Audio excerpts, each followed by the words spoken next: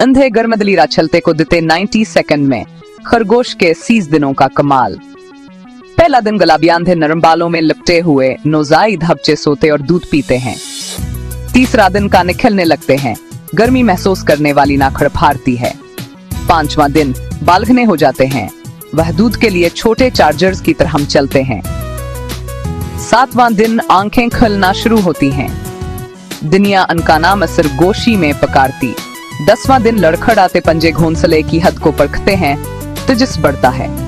14वां दिन पहली छोटी छलांगे अनाड़ी प्यारी बहादुर। 18वां दिन दानत नरम हरियाली चबाते हैं, वो आजादी को कतरते हैं।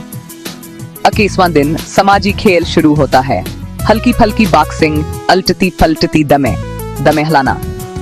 25वां दिन लंबी छलांगे, तेज हिस पुरातमाद महम जो। 30वां दिन मुकम्मल तौर पर बालक चिके, पेट भरे हुए और मैदान की जांच करने के लिए काफी बहादुर। 1 महीने में एक बेबस गठड़ी से एक छोटे जंगली अजूबे तक।